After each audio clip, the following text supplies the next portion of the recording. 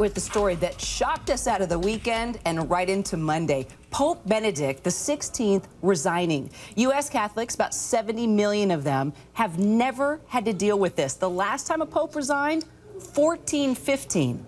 Well, Benedict says that his age has affected his strength and his ability to fulfill the ministry entrusted to him. He turns 86 in April.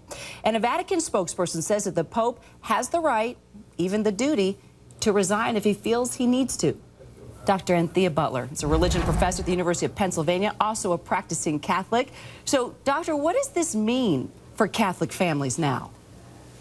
Well, I think it means for families, we have to wait to see who's going to be the next pope. I mean, this pope has been very conservative in terms of what he's done in the church with the liturgy, and he's also been the pope that's presided over a big, worldwide news story of the Catholic Church sex scandal. So I think, well, I think that's what we're wondering, Dr. Butler. I mean, you bring up exactly what everybody's wondering. Is this an opportunity for a more liberal pope? Is that what Catholic families overall in 2013 want? Well, I think it might be what Catholic families might want in America, some of them anyway, not all of them. Traditionally, when something like this happens, the tendency is for the cardinals, when they come together in the conclave, to try to have somebody who is most like the last pope. And so if that is the case, I think they will lean to the conservative side. However, that needs to be tempered by the fact that they also need somebody who's representative of all the Catholics in the world right now. And I'm not sure that that's going to be a European. Well, doctor, as we look at, the Pope resigning, a lot of Catholics are leaving the church, too. I mean, the sex abuse crisis, right? The church's stance on homosexuality, conservative politics, like the stance on birth control and divorce, the status of a woman. So looking ahead, is this an opportunity for a more liberal Pope?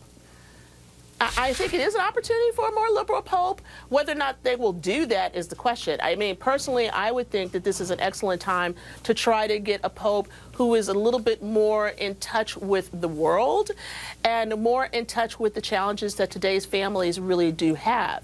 So I think it's an opportunity. Whether they'll take up that opportunity is another thing altogether.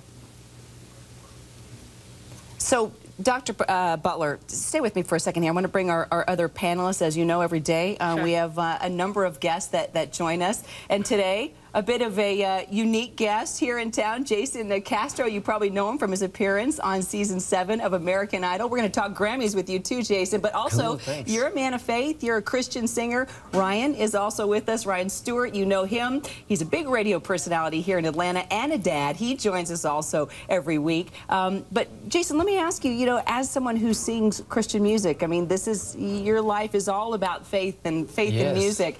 How has this story impacted a lot of your followers? Well, I'm not personally Catholic, but leadership is a big thing when it comes to faith and the church, and so I think it's very honorable that the Pope would step down, seeing that he, from what he said, unable to fulfill his duty. So, I think that's signs of a healthy church, and I don't know, I guess. What do you think, Ryan? I mean, Jason brings up a good point. This is a leader that says, hey, it's my time. The first pope in 6 centuries to make this call to say, I got to step down instead of dying on the post. I think it's incredible, a man of honor, because being a leader is about making the right decisions, making the tough decisions. And if his health and his strength, and he doesn't think that he can lead the proper way right now, stepping down is the best way to do it.